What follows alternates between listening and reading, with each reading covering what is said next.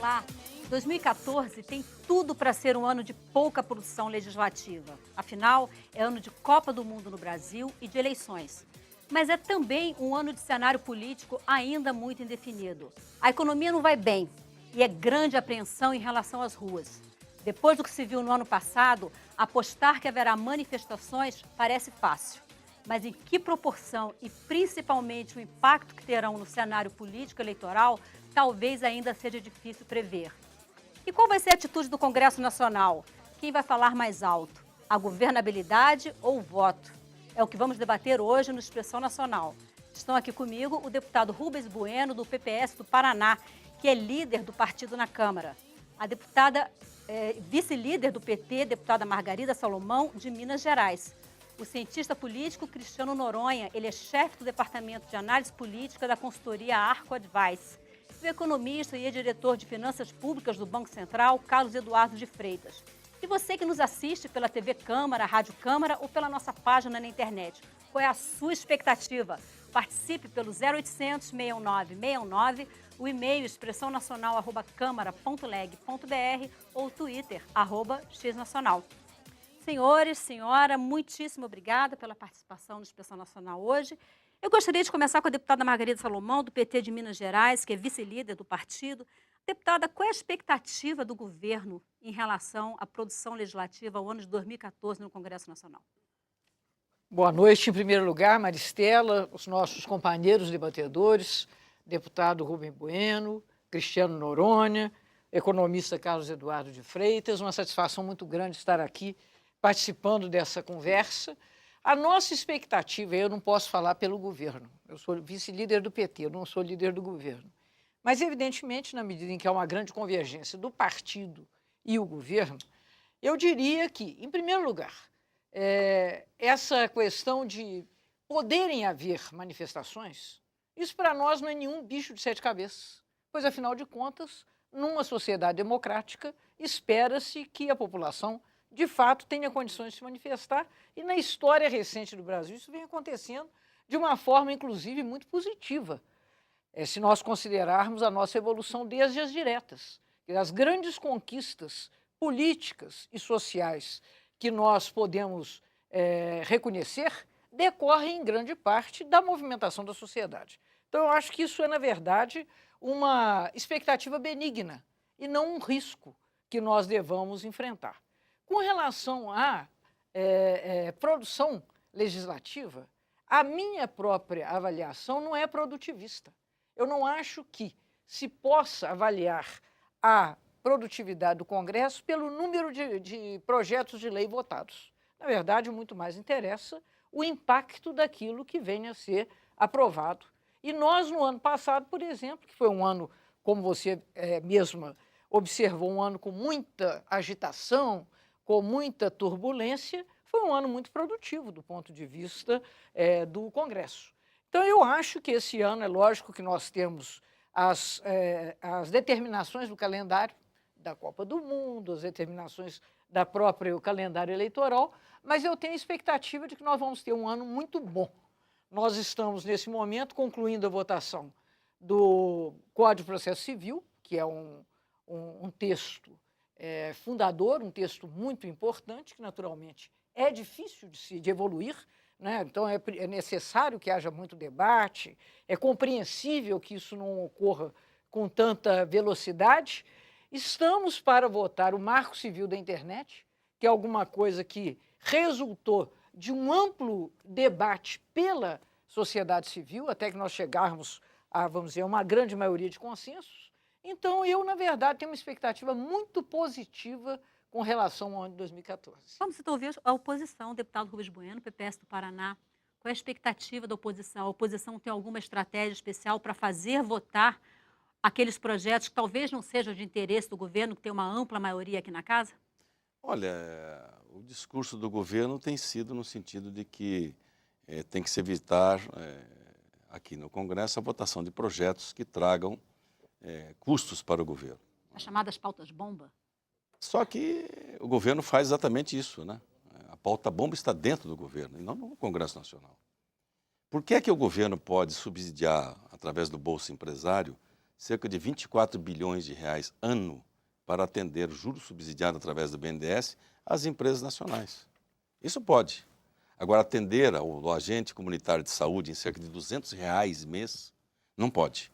Então, é uma discussão que deve se dar com o devido cuidado, até porque o governo tem o poder de veto. E, ao ter o poder de veto, nós sabemos que para aqui, para derrubar o veto no Congresso Nacional, é quase impossível.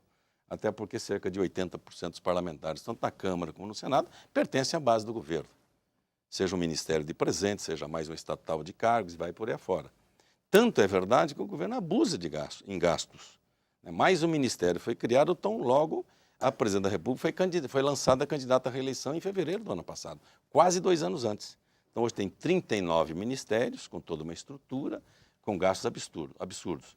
O governo arrecada muito, mas gasta pior, é um gasto mal feito. Tanto é mal feito que, se você pegar os números, isso indica claramente. Quando você tem um número, por exemplo, de que o governo arrecadou 915 bilhões, enquanto o custeio da máquina de 915 bilhões de reais, ele teve um crescimento 7,3% acima da inflação, comparando 2012 com 2013. Este número, comparando com investimentos, nosso investimento foi de cerca de 62 bilhões de reais.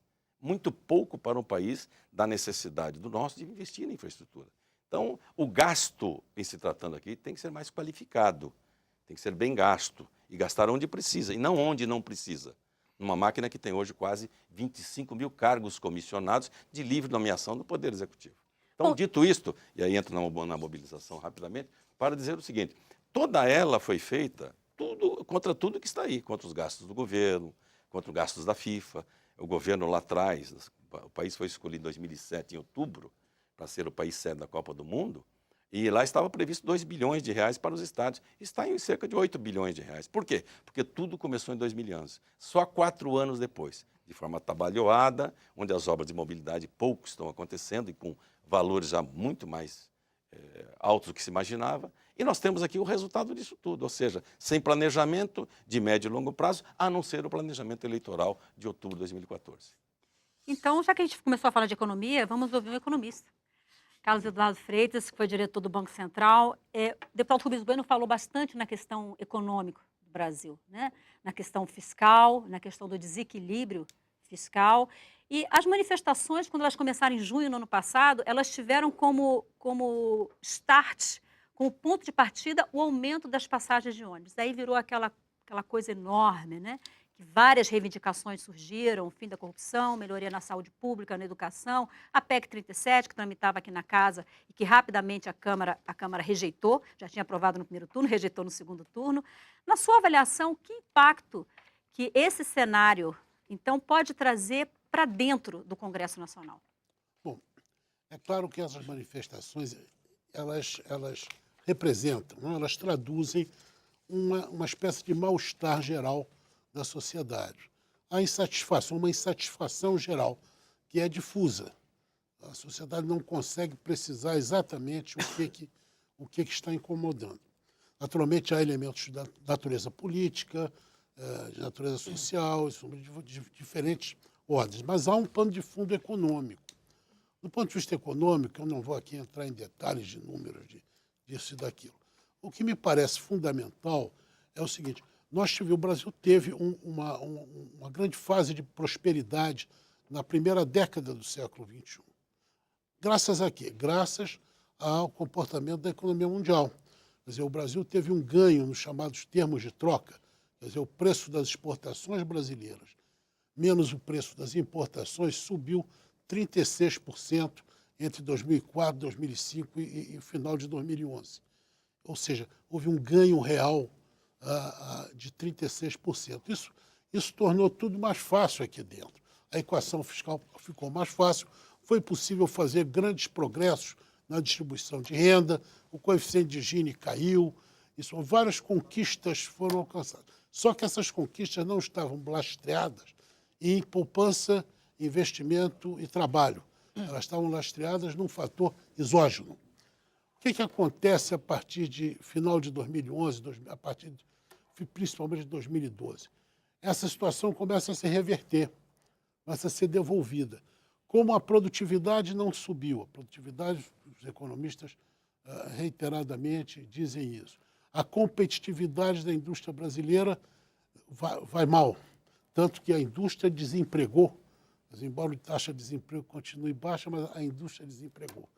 Os empregos que foram criados ao longo da primeira década foram empregos na faixa de até 2 salários mínimos, principalmente no setor de serviços, que era o setor que crescia fora da competição externa.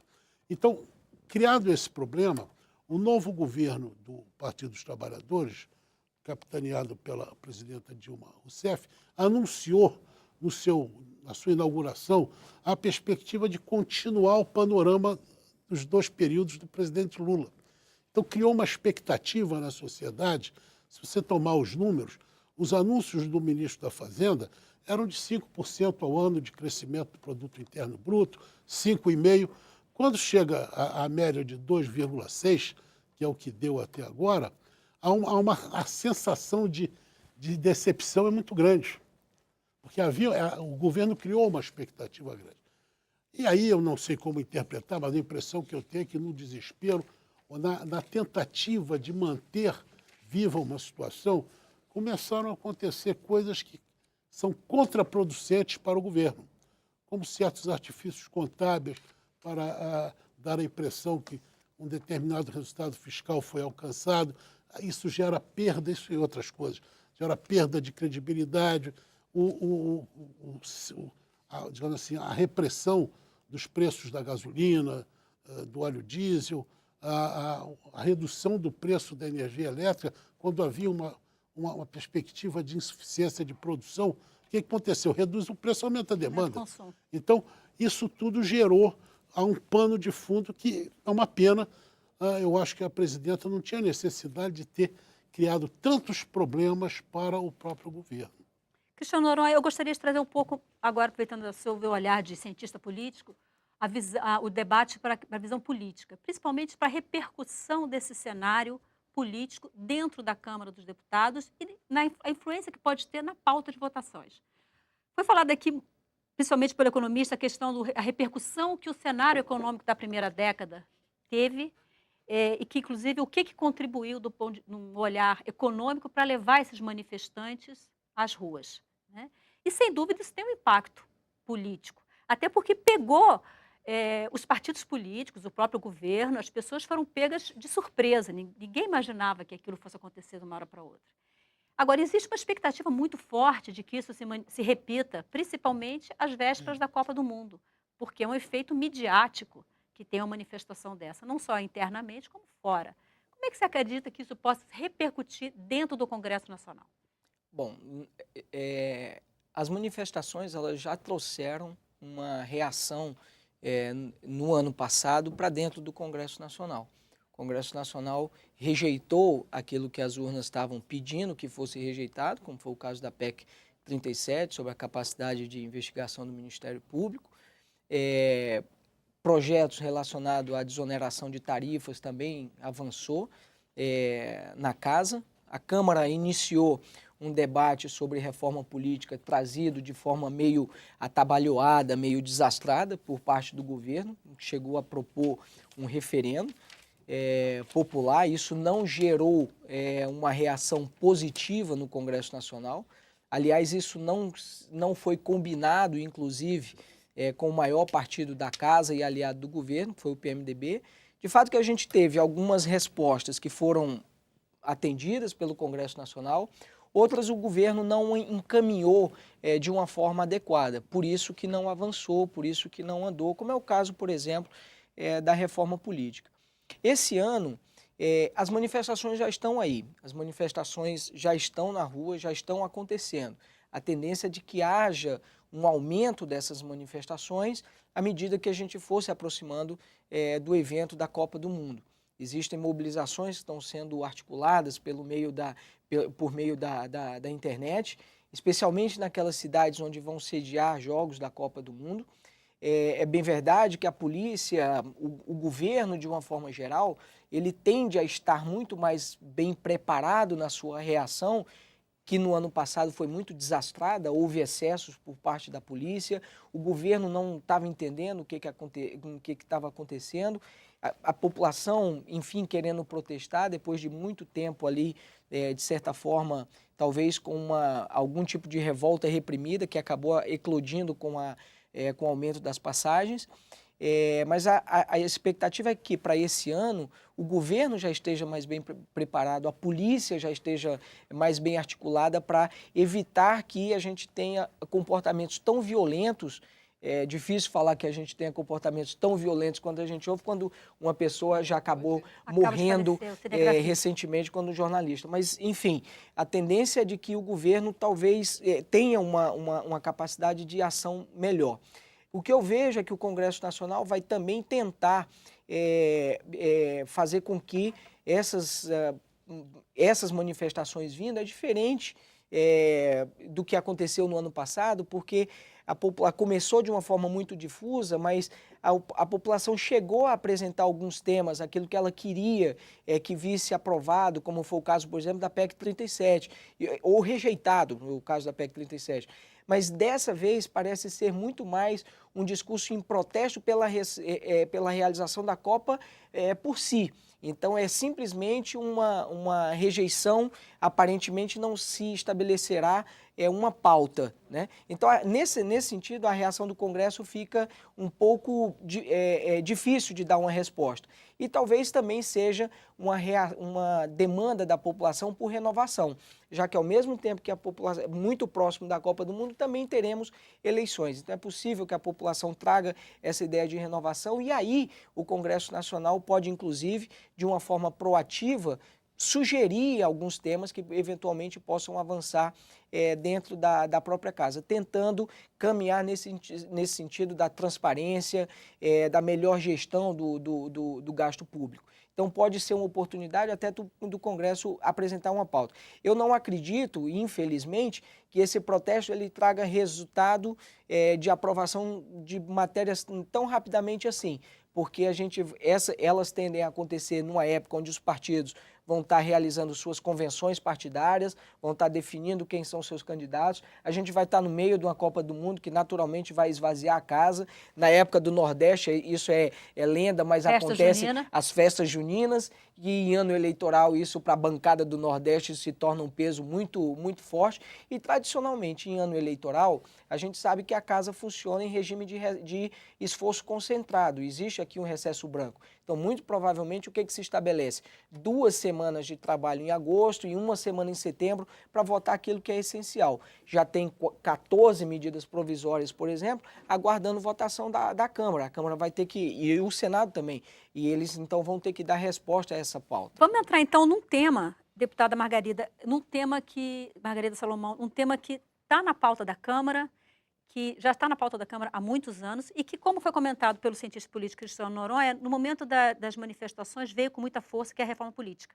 Eu tenho aqui um comentário de Antônio Carlos de Godoy, infelizmente não sei de onde você é, Antônio Carlos não está informado aqui, ele mandou para o nosso e-mail a seguinte observação: a classe política passa a impressão de que viu, mas não ouviu as aspirações populares. O povo foi às ruas querendo uma profunda reforma e uma alteração de maneira como se faz política no Brasil.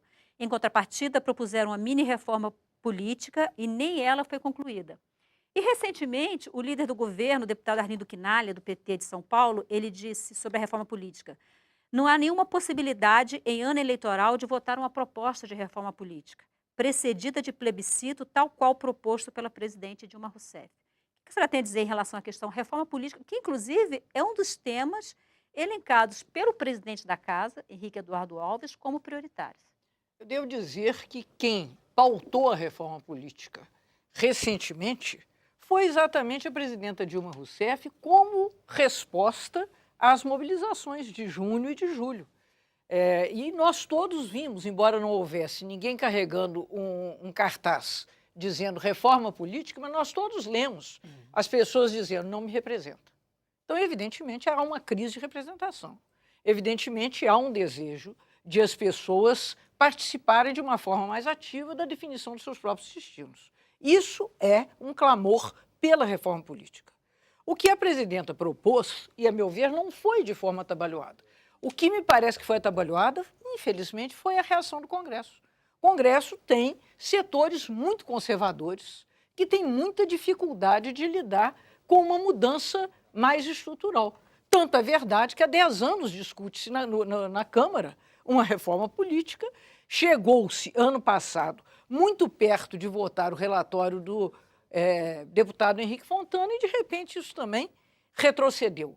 Então, foi por isso que a presidenta fez a proposta de uma constituinte exclusiva para a reforma política, que, a meu ver, é um tema absolutamente relevante, um tema importante dentro desse debate contemporâneo, até porque nós estamos vendo, embora aqui eu seja minoritária não só pelo gênero, mas também pela minha própria compreensão. Primeiro, eu quero dizer que eu vejo o cenário brasileiro com muito menos pessimismo do que tem sido sugerido no clima de opinião dominante e também pelos meus companheiros debatedores. Eu acho que nós estamos muito longe de viver uma situação de crise como vivemos, por exemplo, em 98. Muito distantes de viver o processo que vivemos em 2010 e para o qual o governo do PT, o governo do presidente Lula, encontrou uma resposta adequada. Tanto assim que nós não enfrentamos as dificuldades que ainda agora são vividas na Europa. Então, eu acho que há uma disputa pela pauta das movimentações populares. O deputado Rubem Bueno mencionou que elas têm uma motivação econômica, quanto o nosso companheiro, o economista Carlos Eduardo de Freitas, mencionou que haveria uma pauta, um mal-estar difuso. De fato, uma leitura que pode ser feita é que, naquela altura, o que se estava era presenciando uma luta pela ampliação de direitos. Uma população que claramente está em movimento, que é como eu vejo a sociedade brasileira. A sociedade brasileira desalojou-se da situação em que se encontrava. Você tem a emergência de uma nova classe trabalhadora cujos problemas estão longe de estarem resolvidos, mas que aspira de uma forma muito mais determinada ao convívio e ao usufruto de benefícios que eram, no passado, restritos a uma minoria da população. Então, eu penso que a reforma política, muito difícil de ser encaminhada num ano como este, eu acho que aquilo que está em votação na Câmara é uma maquiagem, é uma pseudo-reforma política, não atinge as questões mais importantes, por exemplo, financiamento de campanha. Isso é muito difícil colocar o guiso no pescoço do gato, até porque o Congresso foi eleito. Mas é interessante que, na minha opinião, o Congresso Nacional a classe política opta pelo caminho mais fácil. Vamos colocar, então, o financiamento público de campanha, porque o Tesouro garante ali os recursos para o financiamento, e o político, ele, na verdade, ele vai se distanciar muito mais ainda da população. Porque hoje, o político, ele ainda tem que ir ali nas empresas, pedir um financiamento de campanha. Agora, se está garantido no Tesouro, o político, a gente sabe que muito mais, existe a motivação para ser político hoje, ela está muito aquém de resolver, de fato, o problema da sociedade brasileira. Infelizmente, hoje existe esse sentimento consolidado e essa postura no ato do político, de não estar realmente preocupado no bem comum da população. E melhor do que o financiamento público de campanha seria se o Congresso Nacional aprovasse o financiamento cidadão, ou seja, que o financiamento seja feito por cidadão, estabelecendo para ele um limite de contribuição. Doutor Cristiano, nesse ponto nós estamos juntos. Essa é a posição proposta pela OAB, é uma posição que a bancada do PT subscreve.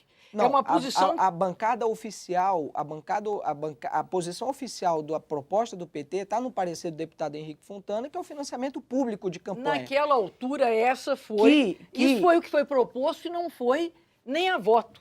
Então, nesse momento, nós estamos endossando a proposta da OAB, estamos apoiando, inclusive, esse movimento no Supremo, que é mais ou menos na direção daquilo que o doutor Cristiano vem defendendo, mas eu quero dizer, até me admira que o doutor Cristiano, sendo um cientista político, ele tem uma visão tão negativa do fazer político. Eu não penso que seja assim. Senhores, olha só, eu estou preocupada que a gente não passar a discutir o projeto de reforma política. Vamos tentar voltar um pouco para a pauta da Câmara, em que a reforma política, a pauta política é um dos temas. Então, a gente vai fazer um intervalo rápido, e aí na volta, a gente volta a discutir sobre o que a Câmara dos Deputados, o Congresso Nacional, vai discutir em 2014 e qual vai ser o impacto disso nas contas públicas, na governabilidade e no poder, na capacidade dos parlamentares de captar votos, vamos dizer assim.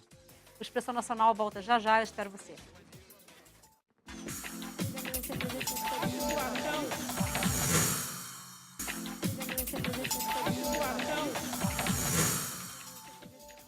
Olá, o Expressão Nacional está de volta na TV Câmara, na Rádio Câmara e também na nossa página na internet. Hoje nós estamos debatendo como será o ano legislativo. O governo vai conseguir segurar as chamadas pautas-bomba, como são chamados os projetos que podem ter forte apelo popular, mas que representam aumento nas despesas públicas?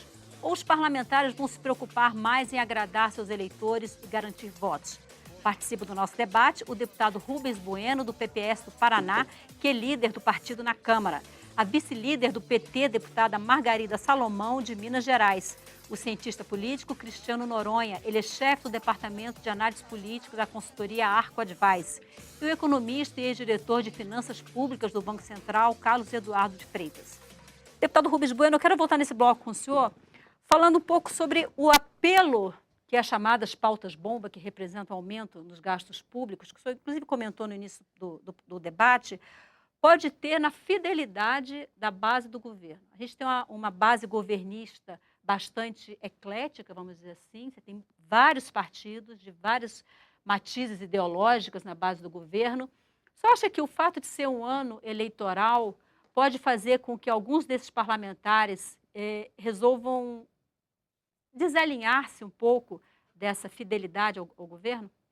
Eu disse no começo, a pauta-bomba está dentro do Poder Executivo, né? E isso tem sido claro com as gastanças que o governo todo dia provoca. A preocupação é uma só, é como gastar para conseguir a reeleição, ponto. Não é preocupar no país de médio e longo prazo, não é preocupar-se com projetos estruturantes para o país, não é isso, infelizmente não é isso. Se você pegar 2010, o Brasil cresceu 7,5%. Por quê? Porque tinha eleição. De lá para cá, e esse é o número que está aí, o país vai crescer em média 2%. Será o pior resultado dos últimos 20 anos. Esse é o governo da presidente Dilma, de economia. Então nós temos que tratar isso com todo cuidado, até porque agora em janeiro, a OIT, a OCDE, Banco Mundial, enfim, várias instituições mundiais de maior respeito, né, estão indicando aqui para o país essa dificuldade toda. Juros aumentando, foi uma grande festa, olha, os juros menos 10%, não é mais. O FMI reduziu as projeções de crescimento do Brasil. E assim, então, a inflação voltando, etc. Então, toda a dificuldade que está aí do ponto de vista econômico não é do pessimismo. Ninguém trata disso com alegria. Você trata de um governo que não tem a devida capacidade de saber que o Brasil fez um sacrifício muito grande para construir o Plano Real, que o PT foi contra, para construir a lei de responsabilidade fiscal, que o PT foi contra, e chegando no governo, ainda bem que o presidente Lula manteve mediamente esse plano para poder sustentar a economia e organizar-se para o país crescer ao longo do tempo. Infelizmente agora, com a eleição de 2010, chegamos a esta situação. O resultado está aí.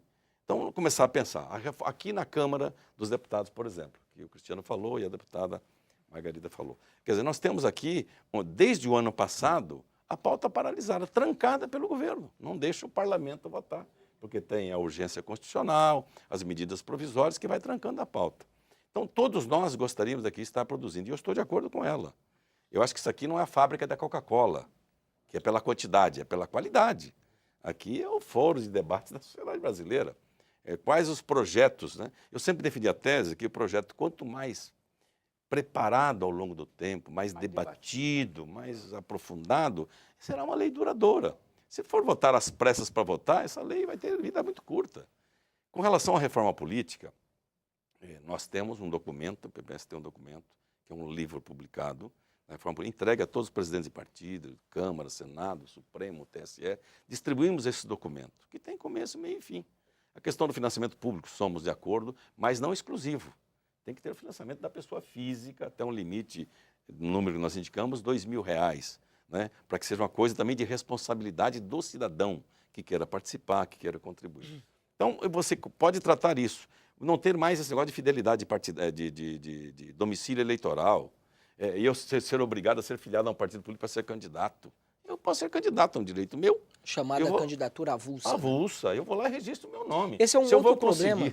Se eu vou conseguir a legenda, o quociente, é outra coisa, mas é um direito meu de me candidatar, como em qualquer país civilizado do mundo. Nós temos aqui muitas amarras que o Estado entra na vida da sociedade e da cidadania. E nós temos que acabar com isso, enfrentar isso para o futuro do país. Carlos Eduardo, eu tenho aqui uma pergunta, uma sugestão, aliás, de Carlos Jean Pereira Gonzaga. Ele é de São Gonçalo do Piauí. Ele diz o seguinte: sugiro tratar da infraestrutura no Brasil, que é o maior entrave ao progresso e desenvolvimento do país, ou seja, o custo Brasil. Afirmo que há um apagão logístico no país. A agropecuária brasileira, que poderia ser a maior do mundo, em breve correrá o risco de ficar inviável por causa da infraestrutura e a logística brasileira, e ninguém faz nada para resolver esse grave problema nacional. Na sua avaliação, o que caberia ao Congresso Nacional fazer em 2014, se é que dá tempo ainda de fazer alguma coisa em 2014, para resolver ou ao menos atenuar esse problema apresentado pelo Carlos Jean? Bom, esse problema ele requer investimentos governamentais que podem e devem ser feitos mediante parcerias público-privadas. Infelizmente, esse processo, o governo da presidenta Dilma, lamento dizer, ele demorou muito a acertar o passo, com uma certa tendência intervencionista, tentou estabelecer, fixar as taxas de retorno.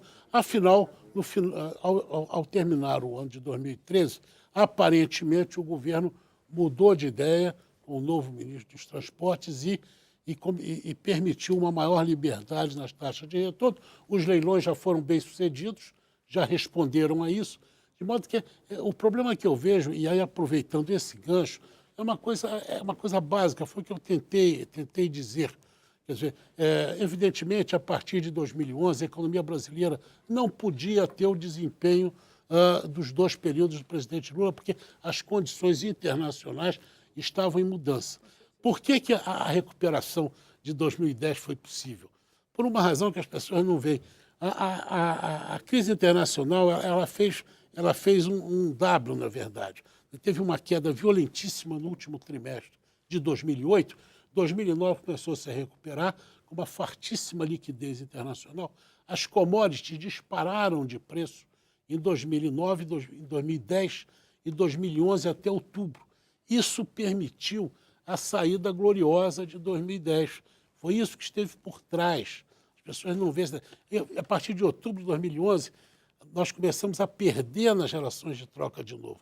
De qualquer maneira, podia ser outubro, podia ser dezembro, podia ser junho, mas, de fato, olhando para o novo quadriênio, não era possível manter. Foi aí a crítica que eu fiz. A presidenta manteve uma expectativa de 5,5%. A expectativa, eu aprendi com um professor de marketing da Fundação Getúlio Vargas, a pessoa pode ficar mais satisfeita com um produto estándar, padrão, do que com um produto de luxo, porque depende da expectativa que ela gerou. Uma expectativa frustrada, dizem os marqueteiros, é pior do que uma expectativa existente. Então, e aí houve, como eu comentei, um desdobramento a partir daí, com tentativas de manter a qualquer custo. Ou seja, agora só para terminar, não há pessimismo. Dizia um amigo meu que reconhecimento de realidade é 50% da solução. Eu noto que o governo tem uma dificuldade enorme em reconhecer a realidade. E tem mais, a gente sabe, por informações, que várias medidas do governo encontraram oposição forte na estrutura administrativa, nos técnicos que não concordaram com certas medidas. Eu poderia até citar um par delas. Mas, infelizmente, o que prevaleceu na cúpula foi diferente do que muitos técnicos recomendavam ao próprio Cristiano Noronha, o deputado Rubens Bueno falou há pouco sobre a questão da responsabilidade fiscal, né? Que é um fator que preocupa hoje no Brasil. Até que ponto você acha que os parlamentares que hoje estão na oposição e que antes, quando estavam na situação, defendiam a reforma, a responsabilidade fiscal. Até que ponto você acha que a proximidade das eleições e o grande interesse de virar o jogo e de voltar a ser governo pode fazer com que esses parlamentares esqueçam, assim, brevemente a questão da responsabilidade fiscal e tendam a votar ou pressionar a votação de projetos chamada pauta-bomba? Bom, eu acho que é muito interessante para a oposição desgastar o governo defendendo a aprovação desses projetos. Porque a oposição sabe que o Congresso Nacional não vai aprovar porque o governo tem uma maioria muito forte. Algumas propostas, como é o caso do piso para bombeiros, por exemplo, isso é uma proposta de emenda à Constituição, então precisa de 308 votos. A oposição aqui na Câmara tem 110 votos, 100 votos. No Senado tem 17 votos, então não tem espaço para passar. Mas interessa a oposição, até porque faz parte do debate, da disputa de poder, o que é uma coisa extremamente saudável também, provocar e dizer que o governo não quer. Mas o Brasil, ele corre um risco sério, se não for ainda no primeiro semestre, no segundo semestre, mas muito provavelmente em algum momento desse ano, o Brasil corre um risco de sofrer um downgrade pelas agências de risco. Não é um rebaixamento onde o Brasil vai perder a condição de grau de investimento, mas é uma possibilidade da gente sofrer esse rebaixamento que nós ficaríamos ali no primeiro degrau, ou seja, não haveria no futuro nenhuma margem de manobra para errar de novo, não tem espaço para erro. Se insistir no erro, nós vamos cair e vamos deixar de ser grau de investimento.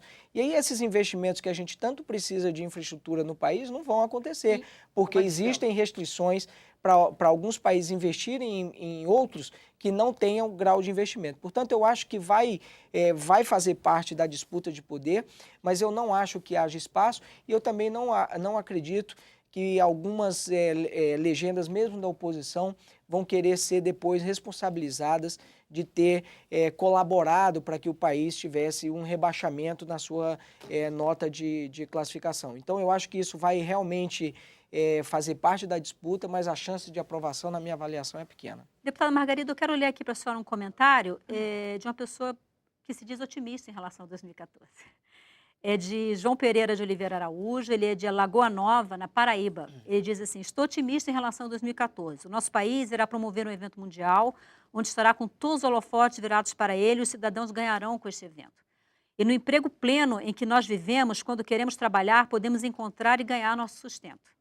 Isso me faz realmente crer e sentir satisfeito com o desempenho, que eu percebo ao meu redor um poder econômico maior do que 10 anos atrás. Nós precisamos mesmo fazer o dever de casa, acompanhar a célula administrativa mais próxima, que é o poder municipal. Vendo de perto o que está acontecendo na administração municipal, vendo os gastos. Sinto que o Brasil está no rumo certo e que o Congresso Nacional continue legislando e aprovando leis. Veja você que temos aí uma manifestação espontânea que, de alguma forma, ecoa essa compreensão que eu estou tentando defender.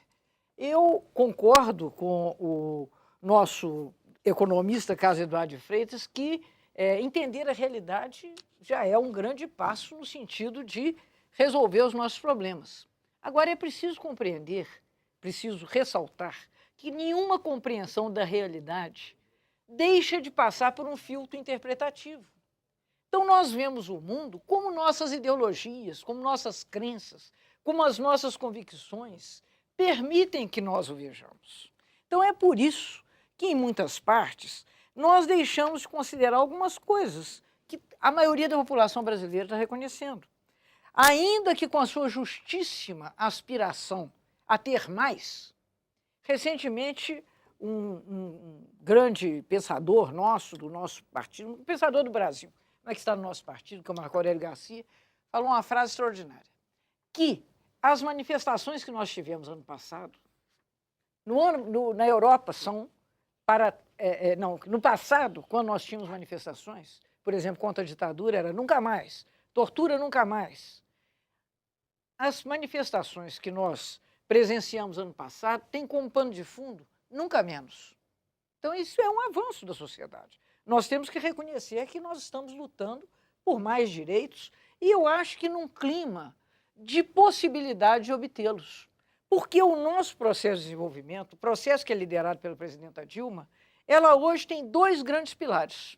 Um, que é a continuidade da inclusão social, inclusive pelo aumento do salário mínimo, por políticas sociais que são mais abrangentes, e, de outro lado, pelo investimento em infraestrutura, que eu concordo com o senhor, teve necessidade de fazer ajustes até que nós destravássemos um deserto que já vinha durando há 20 anos. 20 anos sem investimento em infraestrutura.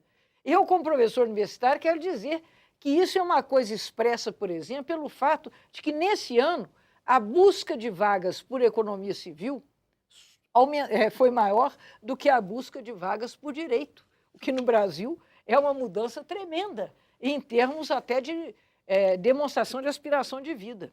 E eu penso que esse parecer que você leu, essa mensagem que nos veio da Paraíba, é uma mensagem que está presente em muitas pessoas do povo brasileiro. Haja vista que, após aquelas mobilizações do ano passado, houve uma recuperação na avaliação da presidenta Dilma e do governo. Hoje, a situação não é uma situação crítica, como nós enfrentamos ano passado, com a erosão da autoridade, com a erosão das autoridades constituídas, e aí ninguém sabia. Muitas pessoas diziam assim, eu sou contra tudo isso aí, né? O que, na verdade, não nos leva a avançar muito, porque se eu sou contra tudo isso aí, eu não sei exatamente aonde que eu vou direcionar o meu desejo de mudança. Senhores, a gente está recebendo muitas perguntas, então eu gostaria que a gente fosse mais rápido nas respostas. Deputado Rubens Bueno... Cada questão é uma questão muito complexa. Tenho aqui mais uma ameaça de que uma pergunta. É de Elcio Domingos de Ângela, ele diz assim, se vocês não votarem o fim do fator previdenciário este ano, vocês estão fora da eleição. O que o senhor tem a dizer para o Elcio Domingos? O fator previdenciário tem a questão dos servidores públicos, né? Depois de aposentado, continuar pagando previdência. Você paga a vida toda e depois de aposentado tem que continuar pagando previdência. Para quê? Se eu já paguei a vida toda. É uma contribuição solidária, conforme está na Constituição. Mas não é questão de contribuição solidária. É o entendimento do Supremo, né? Você não pode entender que um servidor público aposentado por invalidez continue a pagar a previdência. Foi só uma provocação. Não, claro, boa provocação, é boa. Até para poder dizer do inválido, né? Quando é aposentado como servidor público. Mas, além disso, quer dizer, quando você tem discussões como esta, tem situações importantes. Por exemplo, aqui se toca no assunto, mas investimento. Pega 2003 apenas como comparação, nunca atingiu este número. 19% do PIB brasileiro, nunca atingiu esse número, gasto pela União. Gastos da União. 19% do PIB, nunca chegou a esse número. Enquanto que investimentos federais na economia caiu de 1,4 para 1,3. Vem diminuindo. Então, esse é o resultado da economia para saber por que é que nós estamos nessa situação. Então, é preciso deixar claro que a gastança fora do limite, deslumbramento, propaganda, é um governo de marketing, propaganda, nunca se gastou tanto. Deputado, é só juntar os bilhões de reais, Caixa Econômica, Banco do Brasil, governo, passa de 5 bilhões de propaganda. Quando você pode usar esse dinheiro de uma forma muito mais adequada. Eu tenho mais um comentário aqui sobre o fator previdenciário. Então, quero que a deputada Margarida Salomão comente o que o Elcio disse, se não votar o fator previdenciário, vocês estão fora da eleição. E a Marilu comenta pelo Twitter, ela diz, o projeto mais importante que moralizava a política era a reforma eleitoral e o poderoso PMDB brecou, na visão da Marilu. E aí, em relação ao PMDB, e aí entra o fator previdenciário, o Odécio Espanhol, não sei, de Limeira, São Paulo, ele diz o seguinte, gostaria de saber do Partido dos Trabalhadores, partido que se diz ser dos trabalhadores, segundo ele, mas não é do PMDB, se hoje eles concordam que o Fernando Henrique Cardoso estava certo quando implantou o fator previdenciário, porque a FHC usou o fator por 3 anos e em 12 anos o PT não conseguiu mudar nada, nem ao menos conseguiu substituí-lo. Isso se chama incompetência ou porque Fernando Henrique estava certo? Então, mais uma informação, um comentário sobre o fator previdenciário. O Fernando Henrique estava certo e o PT também está certo. Eu vou ser agora antipático como economista. O fator previdenciário, lamento, é fundamental. Ele não pode acabar por uma questão de sobrevivência. Só para complementar, economia tem muito a ver com culinária, dosagem. Um pouco de sal é fundamental, demais estraga. Um pouco de pimenta, fundamental, demais estraga. Então, os progressos que a professora Margarida fala, todos nós somos a favor, mas é preciso dosar esses progressos com a necessidade de manter a poupança e o investimento elevado. Senão, nós vamos acabar transferindo renda numa economia estagnada dos ricos para os pobres. Não vamos a lugar nenhum. É preciso que a transferência de renda se faça dos ricos para os pobres numa economia dinâmica. Para isso, é preciso que se mantenha a poupança e o investimento. Para isso, é preciso que se mantenha o fator previdenciário. Eu lamento dizer. Deputada Margarida Salomão, seu comentário sobre o fator previdenciário e sobre a aliança, a parceria PMDB-PT. A parceria PMDB-PT ela é uma parceria muito bem sucedida. Tanto assim que nós temos essa perspectiva de mantê-la na chapa presidencial do ano que vem. Do ano que vem, não, deste ano. Porque, na verdade, aqui o calendário é tão turbinado que nós já estamos até passando a eleição para o ano que vem. Mas o fato é Cuidado. Pois é, perigoso. Mas o fato é que o PT e o PMDB têm os seus desencontros como qualquer parceiro. Então, nós precisamos, lógico, que buscar as convergências. Discutir a relação, né, deputada? Como Discutir a relação, exatamente. Nós temos que discutir a relação com tranquilidade, porque, afinal de contas, não é possível que, nesse momento, nós coloquemos em risco o que nós consideramos seja um projeto muito importante para o povo brasileiro. Então, com os desencontros que há, por exemplo, no caso da reforma política, é lógico que o PT tinha posições muito diversas daquelas que o PMDB encaminhou. E o PMDB, na verdade, hegemonizou a cena política ao ponto de o que hoje é discutido como reforma eleitoral ou mini-reforma política estar profundamente distante daquilo que nós desejávamos. Como também do ponto de vista nosso partidário e votado pelo Congresso do PT, acredite você, nós somos contra o fator previdenciário.